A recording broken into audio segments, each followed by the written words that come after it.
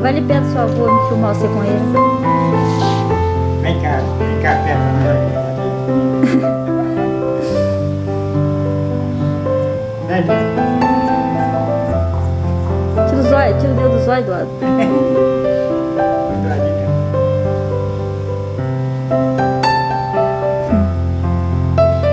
Né, filhote? Fala alguma coisa aí. Fala qualquer coisa.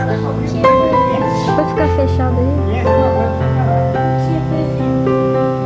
Qualquer coisa que você quiser.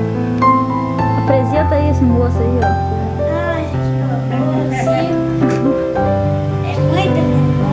Mãe?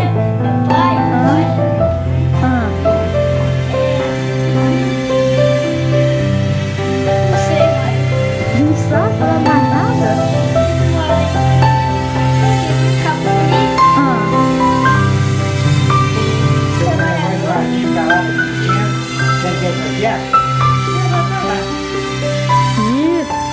Você vai, Eduardo, com ele?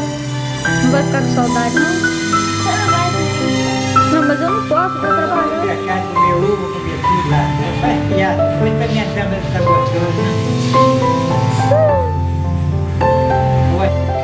Seu pai foi botando som pra música, pra filmar a maconheta. Né, Eduardo? Onde minha mãe tá? Sua mãe tá aqui atrás. Que lugar? Tá aqui, ó. Hein?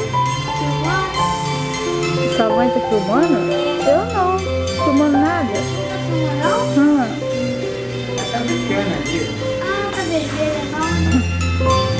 Tá vermelho ou não? Tá.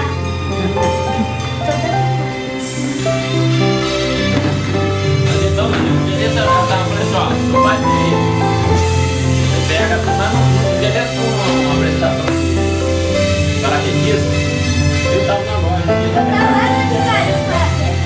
aí eu peguei, pensei, bom, eu tava filmando um caminhões Da fábrica? passou, chegou, sacudiu o pé de goiaba aqui, eu pensei, bora, vai, deve estar, choveu, banho de inverno pra filmar, aí, cheguei, não estou falando paraquedista, claro, desceu por aqui, vários, sei lá. Eu tô lá, eu subi aqui, Desceram com a bandeira do Brasil. foi mal, eu falei assim, mas por quê? Deram tchau pra mim. Eu comprei uma fotografia pra gente, tá o lado, bem da Priscila, né, Cabo Frio, mas foi com uma coisa do Reado Zero. Pequenininha. Priscila pequena, banguela, mas aí, interessante, guarda, isso aí. Eu quero ver, não é como um alvo, mas é uma coisa viva. Nós temos do lado bagalinhozinho, tadinho. Sem um dentinho. Lá em Cabo, Não, beleza.